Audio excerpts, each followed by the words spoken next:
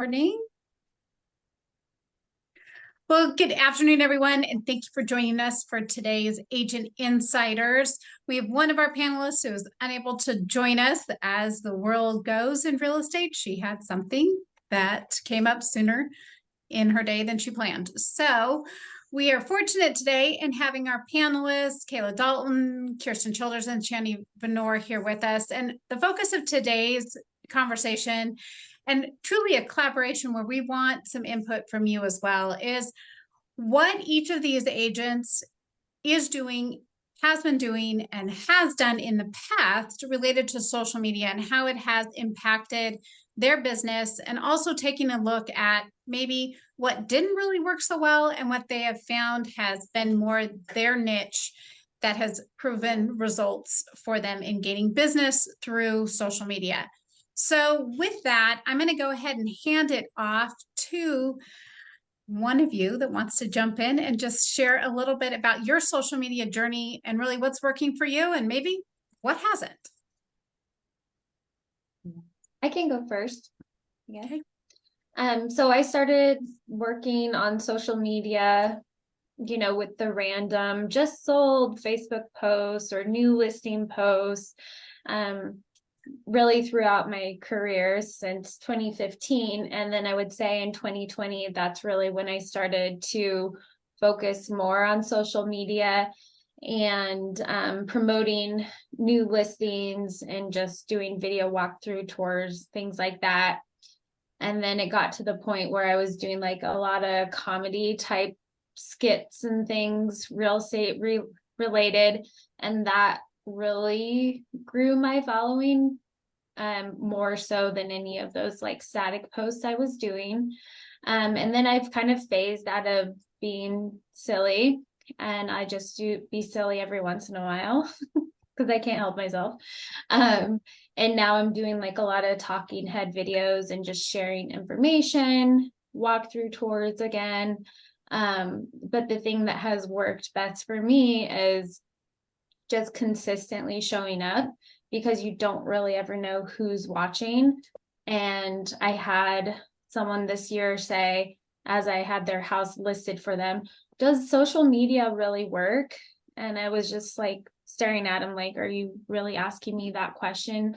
Like, we haven't talked since high school 20 years ago. Yes, social media works. Like, I was showing up on his feed, every single week, and that's how he reached out to me. So that was kind of like my journey in a quick snapshot of it works. Yeah. I think what's fun about this topic is we each have a different strategy and a different kind of presence on social media, which makes this really fun. I mean, for me personally, I started kind of the same way with social media, posting, just solds and just listed in probably 2018. And then Shivani, Truly, and Neil were the ones that said, hey, video is kind of going to be the next big thing, do it. And it was super out of my comfort zone, but something that I recognize that, when Shivani tells you to do something, you do it. Mm-hmm. She's that kind of person for me. So that's what I did. I just kind of got uncomfortable and started posting videos, mostly just information, teaming up with people in the industry and trying to get what's going on out there in a more creative way. And then with the transition to short form video, doing that is, now that's kind of what my focus is now as well. I think it's important to sellers to still do the just listed, the video tours and all of those kinds of things that, were kind of a thing of the past. But I think it's important for sellers to see that you're posting those kinds of things. But what has worked really well for me is to post real life stories and also like success stories, and also what, maybe examples of how people are building wealth through real estate, just truly breaking those down and showing those numbers. That's where I've seen the biggest traction and responses from videos like that.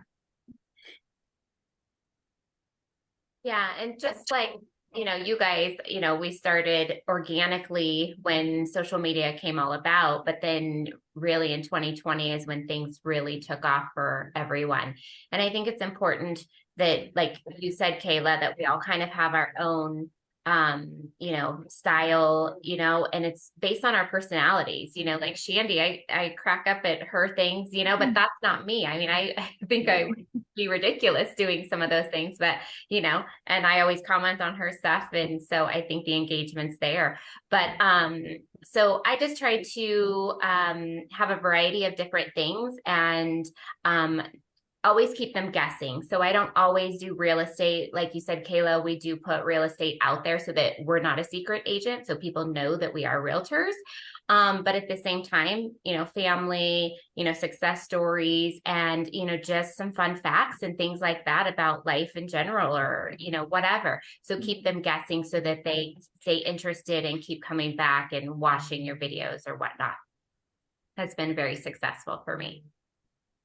I'm going to add in the authentic component that each of you showcase in the social media content that you put out. As you pointed out, your personality styles should be reflected in the content so that those that are watching you feel like they get to know you more, and then that's how they connect with you in wanting to work with you. And so each of you have your own authentic style that is very evident in the social media content that you put out. So you all do an excellent job about that and consistently showing up. So with that, kind of talking about what you have found from a strategy standpoint, because we know that we can get really caught up in the tactical part of videos, and it can end up being extremely time consuming if we allow it to be.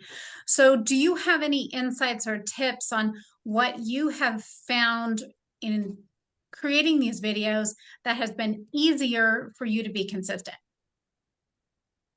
Yeah, I always go for good, not perfect. I'm not a perfect person, and I'm not trying to portray that on social media. So I'm not going to sit there and reshoot something 10 times. I'm going for good, not perfect.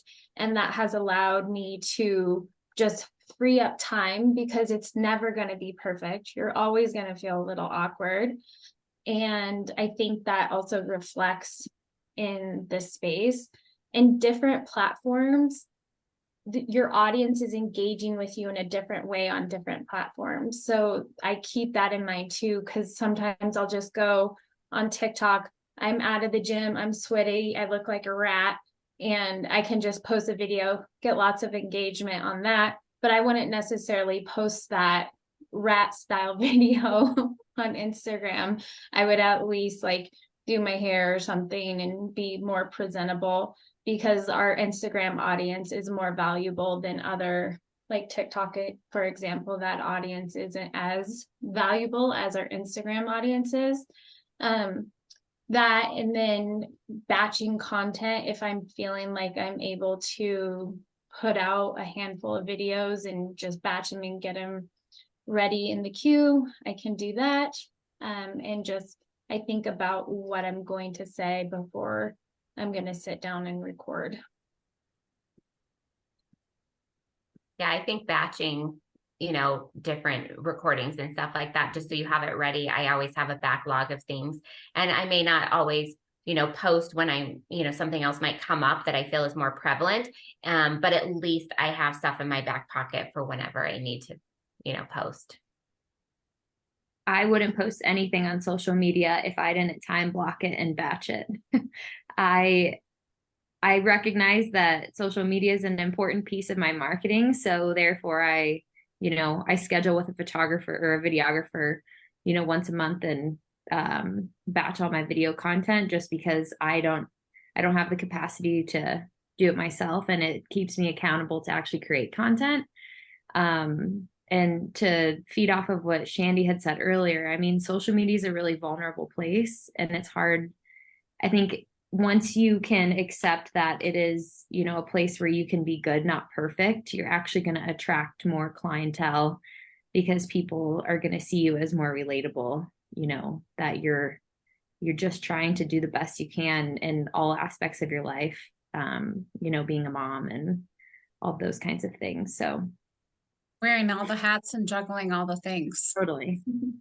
So a couple of things. One, I want to talk a little bit on platforms, which Shandy hit on just a little bit. And we each have our favorite platforms, but on top of just the favorite part of it, have you found any of the platforms to be more valuable than another platform? Yeah, for me, Instagram is much more valuable than the other platforms. I think that has to do mostly with how easy it is to message somebody, and to show up on people's feeds or consistently. It's much easier to do that on Instagram for me. A lot of people come into my DMs and ask stuff that they would never post or comment on one of my posts about, but they kind of have follow-up questions or just comments, and we're just building a relationship behind the scene. Facebook is also valuable, but I don't get a ton of Interaction on Facebook. Yeah. I think it's important to know who your ideal client is and who you're speaking with. And that will, I think that kind of pigeonholes you to what platform is the most valuable to you. I mean, for someone like me, my avatar are dinks, millennials, dual income, no kids, and they're all on Instagram. So that's where I focus majority of my presence is there, because that's where my clients are. Mm-hmm. That was one of the things I was going to ask too, is looking at social media in terms of your clientele and where you're going to be able to reach them, where they are engaging and pulling information, and making sure that that's where you are showing up based off where your client is at. Mm-hmm. So with the videos and things that you do, we talked about how it can become very cumbersome and time consuming. So do you find that repurposing your videos rather than always feeling that you need to shoot new content has value as well? Yes. So something that I started doing this year was everything that I created on social or created for social media, I also sent to my clients via email. So it's just using this exact same video, exact same content, and emailing it to my clients. For the clients that, maybe are not on social media, but still need to hear what I have to say, or, just aren't serial scrollers at night, or whatever the case may be. So that's a way that I've kind of repurposed it. I'll repurpose some of my content. I've never really reposted any of my older content. I know that we're told that we should be repurposing our content. I'll repurpose it in maybe a post on my Google business page, which I feel, honestly, you guys, is a sleeping giant, because Right. I do get a lot of activity from Google business. And I use that almost. Does anyone remember Blogspot?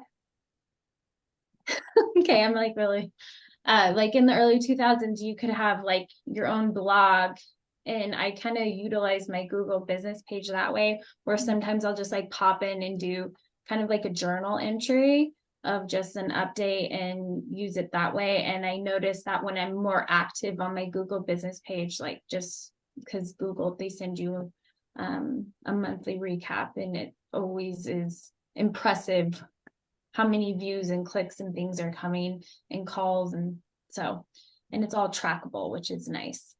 It's true.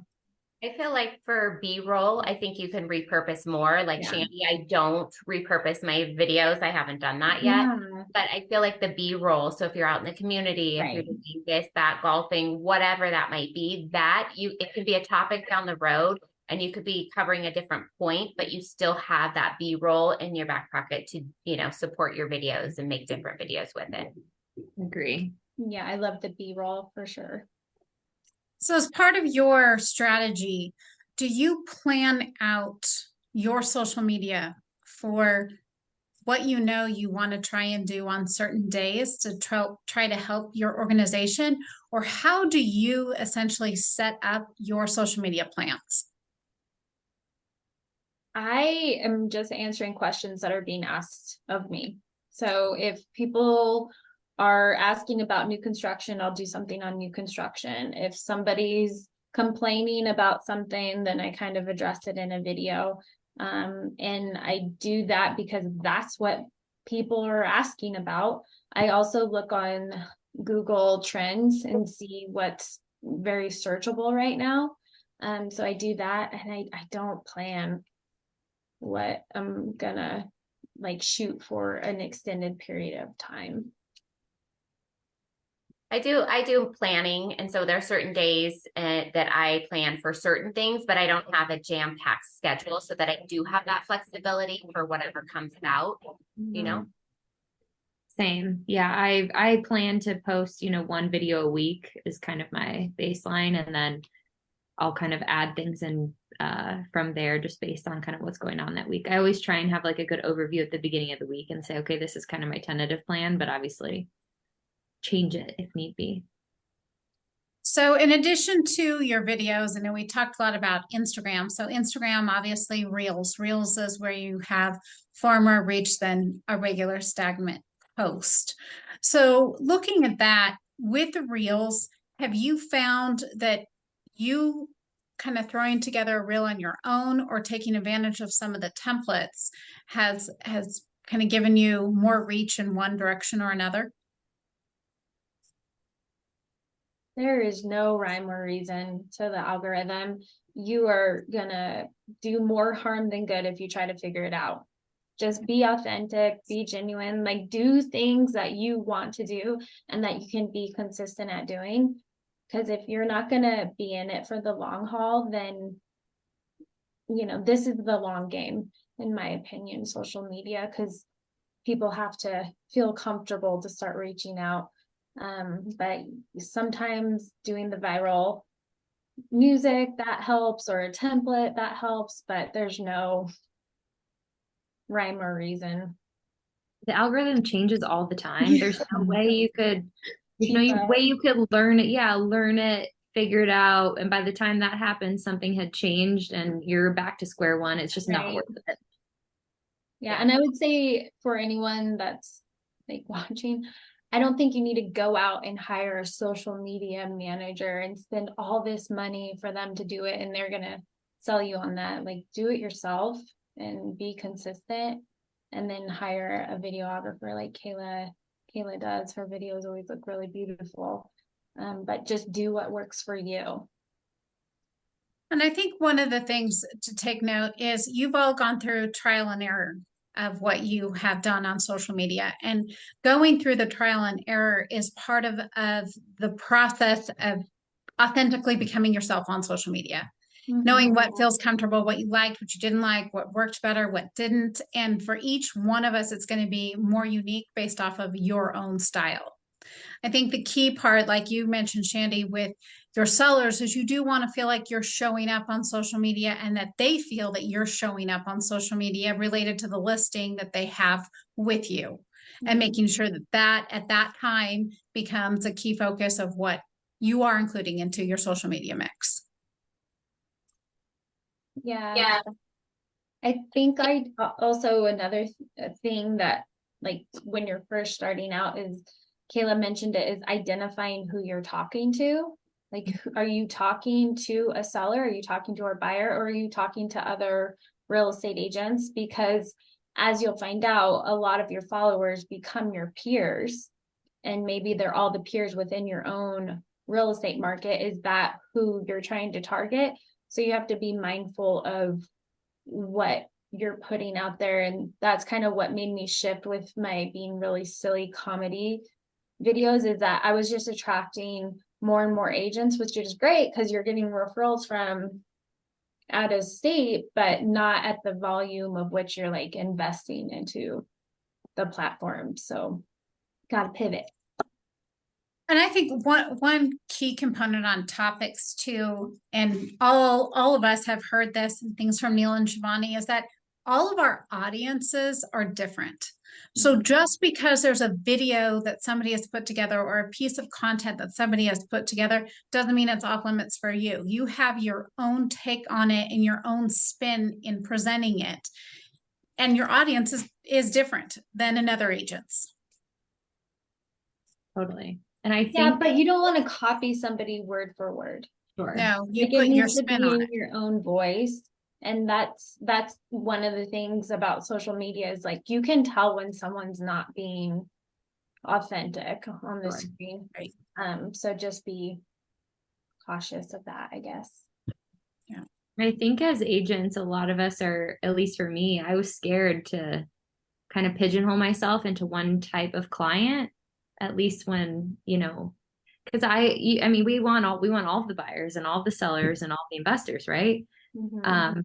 But I think, you know, when you know who you're talking to and you know what your messaging is, people will actually value what you have to say a lot more. So So, Kayla, I like the idea of how you put your video into some of what you send to your clients, because we can have older generations that social media may not be as prevalent for them, that they're paying close attention to. So that allows you to kind of have the best of both worlds, to show up in social media, but then also deliver it to your clients in a way that's more meaningful for them, depending on, like you said, what your ideal client looks like. Or even like Shandy had talked about that when clients are asking certain things, and if you've already done a video on that, you can just text them over the video of, you know, how to prepare your home before you go to market, A, B, C, and D, right? You have a video on it. So you could send that over to them and, you know, it makes it pretty simple. So you multi-purpose it all. and it's the best feeling in the world when a client says, you know, oh yeah, you know, you're in an escrow with them or you're about to, you know, start somebody's journey with them and they're like, oh yeah, I saw your video referencing this and I told my mom, blah, blah, blah. It's the best feeling. That's great. Do you have any other tips before I open it up for our attendees to be able to chime in with any questions they may have? Okay. My only tip would be if you're starting out, don't try to post on all the platforms. Focus on one, become comfortable, and then move on to another one because there's a lot that goes into it and the platforms all work a little bit differently. So that could feel overwhelming and you might, you know, give up before you really give it a good shot, but be consistent and give yourself like a solid amount of time to really try it before moving on to the next. And keep in mind that the platforms make changes on a regular basis. And so just when you think you have the whole handle on all of it, you'll go to put something together and it's moved around and looks different. Yeah. Yeah. So don't try not to get frustrated along the way. I do want to add really fast before I open it up that I'm going to be hosting a marketing workshop that's going to be on October 24th with one of our underwriters, WFG. Their vice president of marketing and technology and I are joining forces together. It's going to be at the Builders Association, so there'll be more information coming out about that. But that's going to be more of a tactical how-to and talking about some of the components in getting things up and going from a marketing standpoint. So I'm gonna unmute. And feel free to chime in with any questions that you may have that you'd like to ask our panelists while we have them on the call for anything related to your own social media. Anyone? Shandy, Yes. this is Faith in the Truckee office. Hi, You Faith. had hello. You mentioned the Google, and I think the way you phrased it was your Google business page. We had a workshop, oh, I'm not sure how long ago, where we put together the Google My Business page. Is that the same thing that you're talking about? Yes. Yes. Okay. It's the same. I just call it Google My Business. Oh, I think it's called Google My Business. I thought, is there something else? It looks like more of an actual No. page than what I've been. Yeah, if you want to Google my business page and you can kind of see, because it's a different perspective from a consumer viewpoint than if it's your own Google business page, where you can see the posts and the updates and the videos, and it's not just like the reviews and your address and your phone number. Like there's more that can go into it. And then the more you're engaging with your Google business page, it just shows the algorithm that you're active and you're updating and you're participating in what they're trying to do. So they want to push that up. And it's kind of like an organic way to have your Google page in some of the first couple of pages of results. So definitely work that. It's a sleeping giant, in my opinion. I agree. And there are a lot of people that don't realize that you can actually make posts, engagement posts Yes. within Google My Business, whether it is a stagnant post or a video. Mhm. And that was me. I have my Google My Business. I was listening to what you said about posting, and I have the Google profile page with some pictures of properties, my face, my information, my website, and I had no idea that you could post there. So now I will. That gives Yeah. me something to research. Yeah, you can you- post, and you want to post with a photo. Yep. If you scroll down, Faith, on your Google My Business page, it'll have the option for you to add a post. And let's not forget about YouTube too. That's another sleeping Oh, giant too. YouTube. Yes. So hard. Yes, yes. So that's another place for videos and all of that stuff too that is kind of forgotten about, but it's up and coming and the place to be as well. Totally. Yeah, if anyone knows how to get followers on YouTube, please let me know. Subs. Yeah, other than my mom and dad, that'd be great. Call to action. Yeah. Consistency, all the things we talked about. Yeah. Oh. Well, for them, it's the algorithm and labeling and doing all this other stuff that's like in the YouTube studio. It's a lot. That's another class. Don't be overwhelmed. Yeah. Baby And steps. you have to start small. Oh, it's small. And I think, like you each mentioned, the key part is being consistent. So you don't have to go big, start small, and with what you do, be consistent in showing up.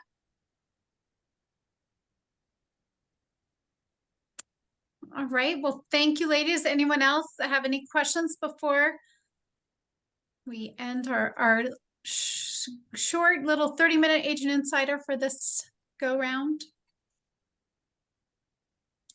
Okay, well, we thank you for joining us, and we look forward to next month's Agent Insider. Stay tuned for our topic and what we'll be talking about, and we thank you all and wish you a great rest of your day. Thank you. Thanks.